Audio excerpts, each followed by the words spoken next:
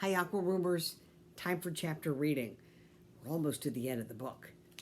And yesterday, we read that the family, Laura, Mary, Ma, Pa, baby Carrie, they're moving from the house on the prairie because they built the house 3 miles into Indian territory.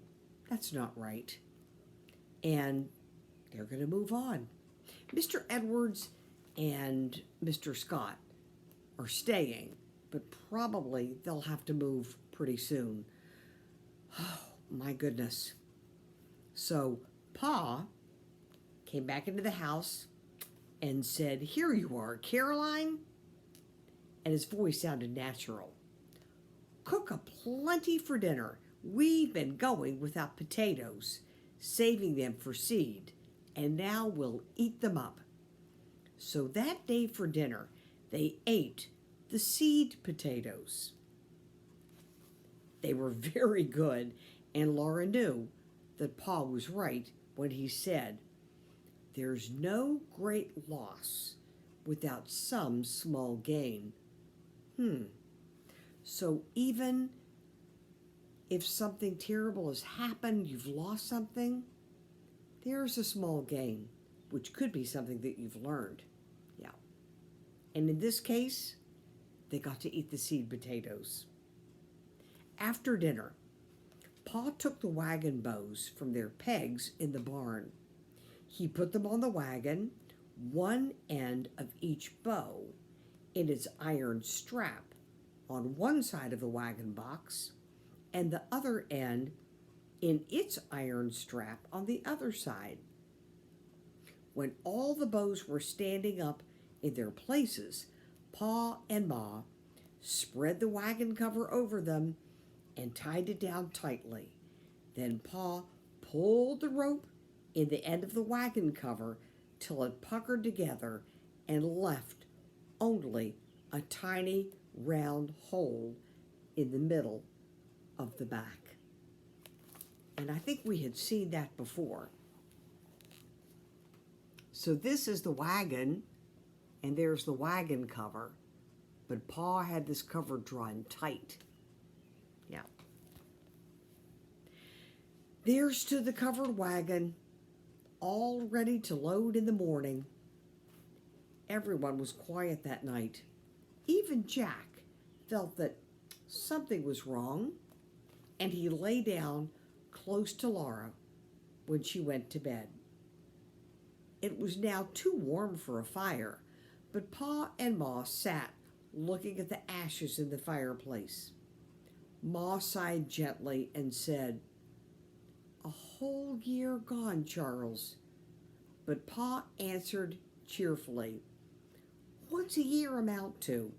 We have all the time there is." Yeah. The next chapter, going out. My goodness, that has to feel pretty sad.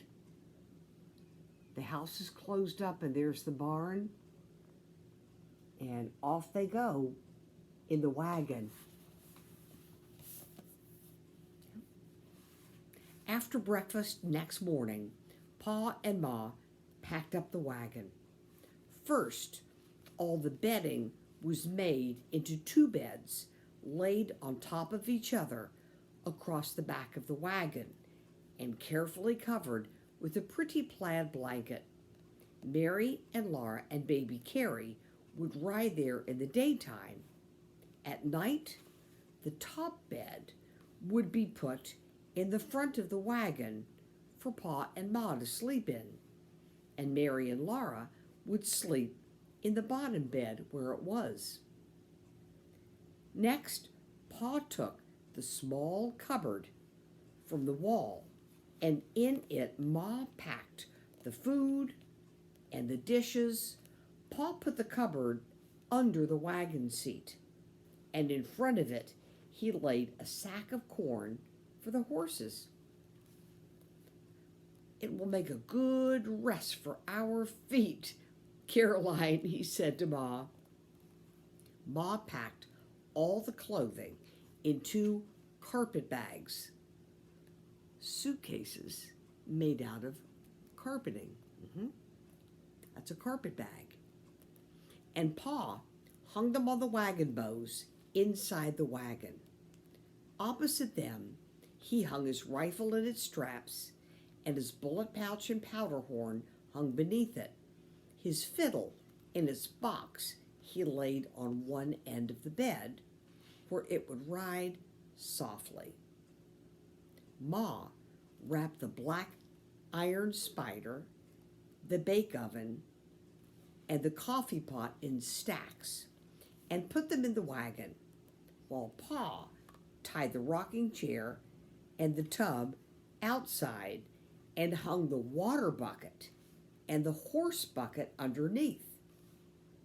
And he put the tin lantern carefully in the front corner of the wagon box, where the sack of corn held it still. Now, the wagon was loaded, yes. The only thing they could not, take was the plow. Well, that could not be helped. There was no room for it. When they came to wherever they were going, Pa could get more furs to trade for another plow. Laura and Mary climbed into the wagon and sat on the bed in the back. Ma put baby Carrie between them. They were all freshly washed and combed. Pa said they were clean as a hound's tooth. And Ma told them they were bright as new pins. Expressions are so different. Yeah. Then Ma and Pa hitched Pet and Patty to the wagon. Ma climbed into her place on the seat and held the lines. And suddenly, Laura wanted to see the house again. She asked Pa to please let her look out, so he loosened the rope in the back of the wagon cover, and that made a large round hole. Laura and Mary could look out of it, but still the rope held enough canvas to keep Carrie from tumbling into the feed box. The snug log house looked just as it always had. It did not seem to know they were going away. Pa stood a moment in the doorway and looked all around inside. He looked at the bedstead and the fireplace and the glass windows, all his hard work. Then he closed the door carefully, leaving the latch string out. Someone might need shelter, he said. He climbed to his place beside Ma, gathered the reins into his hands, and chirruped to Pet and Patty. Jack went under the wagon. Pet whinnied to Bunny, who came to walk beside her, and they were off. Just before the creek road went down into the bottoms, Pa stopped the Mustangs, and they all looked back as far as they could see, to the east and to the south and to the west. Nothing was moving on the vastness of the high prairie. Only the green grass was rippling in the wind, and white clouds drifted in the sky, high in a clear sky. It's a great country, Caroline, Pa said, but there will be Indians and wolves here for many a long day. The little log house and the little stable sat lonely in the stillness. That would be sad. Then Pet and Patty briskly started onward. The wagon went down from the bluffs into a wooded creek bottom, and high in a treetop, a mockingbird began to sing. "I never heard a mockingbird sing so early," said Ma, and Pa answered softly, "He's telling us goodbye." They rode down through the low hills to the creek. The ford was low, an easy crossing. On they went across the bottoms, where antler deer stood up to watch them passing, and mother deer with their fawns bounded into the shadows of the woods. And up between the steep red earth cliffs, the wagon climbed to the prairie again. But in this picture, they're down in the creek bottoms. See? It's so interesting. So this is the high prairie, but they had to go down in order to travel along the road. Do you see the deer that are watching them? Yeah. Really interesting country. Wouldn't you love to see that? High prairie with all the tall grass, and then the creek bottoms and roads and all the animals. That would be nice. Pet and Patty were eager to go. Their hooves made a muffled sound in the bottoms, but now they rang on the hard prairie, and the wind sang shrill against the foremost wagon bows.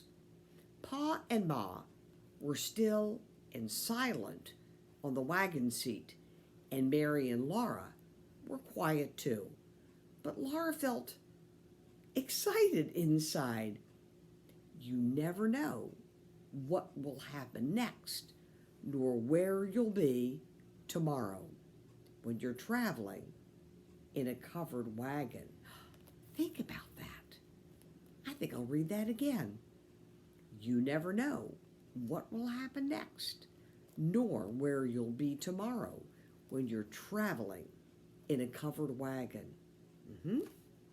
At noon, Pa stopped beside a little spring to let the Mustangs eat and drink and rest. The spring would soon be dry in the summer heat, but there was plenty of water now. Ma took cold cornbread and meat from the food box, and they all ate, sitting on the clean grass in the shade of the wagon. They drank from the spring, and Laura and Mary ran around in the grass, picking wildflowers, while Ma tidied the food box, and Pa hitched up Pet and Patty again. Then for a long time, they went on across the prairie. There was nothing to be seen but the blowing grass and sky and the endless wagon track. Now and then, a rabbit bounded away. Sometimes, a prairie hen with her brood of prairie chicks scuttled out of sight in the grass. Baby Carrie slept, and Ma and Mary and Laura heard Pa say, "Something is wrong here." Ooh, Laura jumped up, and far ahead on the prairie, she saw a small, light-colored bump. She couldn't see anything else unusual. "Where?" she asked Pa. "There," Pa said, nodding toward that bump. "It isn't moving." Laura didn't say any more. She kept on looking, and she saw that the bump was a covered wagon. Slowly it grew bigger. She saw that no horses were hitched to it. Nothing moved anywhere around it. And then she saw something dark in front of it. Two people sitting on the wagon tongue, a man and a woman. And we'll read what happens tomorrow. Thank you, boys and girls.